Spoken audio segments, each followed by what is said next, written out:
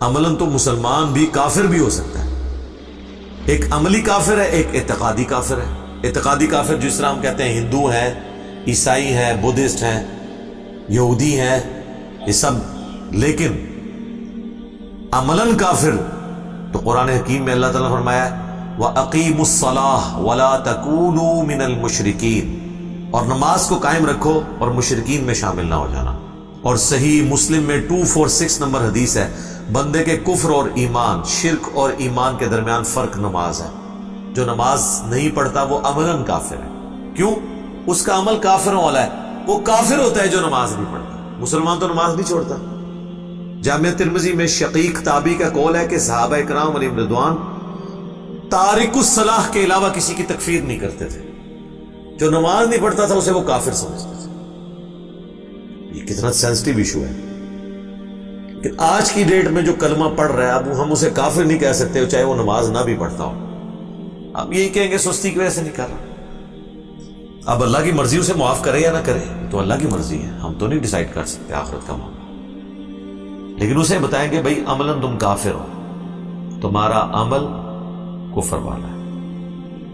اللہ کی مرضی کسی کو چھوڑ دے، کسی کو پکڑ لے، وہ اللہ کی مرضی ہے.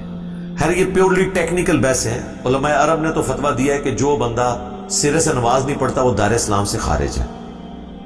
اس کا جنازہ بھی نہیں پڑھا جائے گا، اس کو کوئی مسلمان بچی بھی نہیں دے سکتا. وہ جسٹ لائک ایتھیسٹ ہندو اور بدھسٹ ٹریٹ ہوگا. علماء عرب کا یہ فتویٰ ہے. آلموسٹ یہی فتویٰ امام شافعی، امام احمد بن حنبل کا ہے. اس میں سب سے لینیٹ ویو امام حنیفہ کا ہے. وہ کہتے ہیں ایسا شخص قید کر دیا جائے جب تک کہ وہ دوبارہ نماز شروع نہ کر لے، ادروائز اس شخص کو آزاد گھومنے کی اجازت نہیں ہے. علماء عرب میں سے شیخ البانی ایک ایسی پرسنالٹی ہے جنہوں نے اس معاملے میں بخاری اور مسلم کی ایک حدیث کا سہارا لیا ہے کہ نبی الاسلام فرماتے ہیں کہ میں جب آخری دفعہ جہنم کی طرف جاؤں گا، بلکہ آخری بھی نہیں ہے، سیکنڈ لاسٹ ٹائم ہوگا، تو بڑی اللہ تعالیٰ حکم دے گا کہ جس کے دل میں رائی کے دانے کے برابر ایمان ہے اور اس نے زندگی میں صرف ایک ہی دفعہ پڑھا ہوا ہے لا الہ الا اللہ محمد رسول اللہ، اور اس کے علاوہ اس کے پلے کوئی نیکی نہیں ہے، اس کو بھی میں جہنم سے نکال کے جنت کی طرف لے جاؤں. اب یہ حدیث بخاری مسلم دونوں میں ہے. تو شیخ البانی کا موقف اس حدیث کی بنیاد پہ یہ ہے کہ اگر کوئی شخص صرف کلمہ پڑھتا ہے اور اس کے پلے اس کے علاوہ کوئی نیکی نہیں، یعنی نہ اس نے نماز کبھی پڑھی، نہ کبھی روزہ رکھا، نہ کوئی اور نیکی کا کام، الٹیمیٹلی وہ بھی جہنم سے نکال لیا جائے گا کلمے کی برکت سے.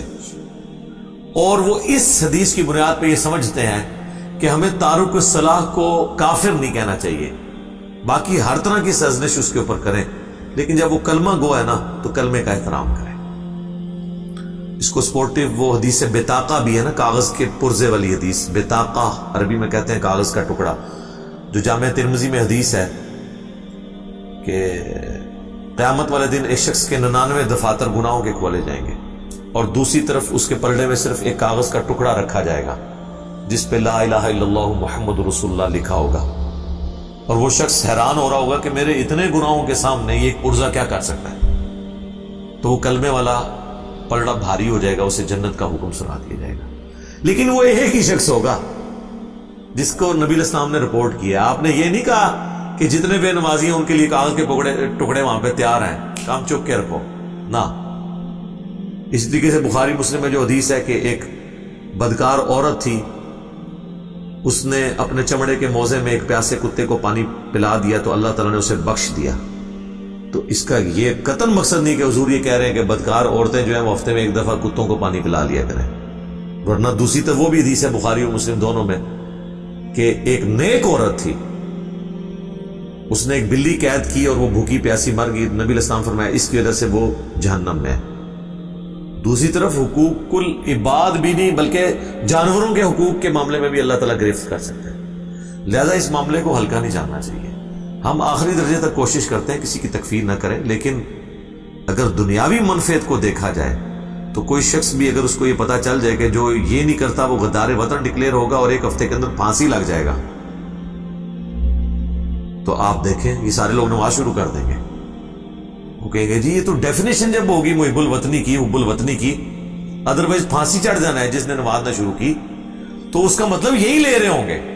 البتہ صحیح مسلم کی جو حدیث ہے نا 246 کہ بندے کے کفر اور ایمان، شرک اور اسلام کے درمیان فرق نماز ہے، اس کا مطلب وہ یہ نہیں لیں گے۔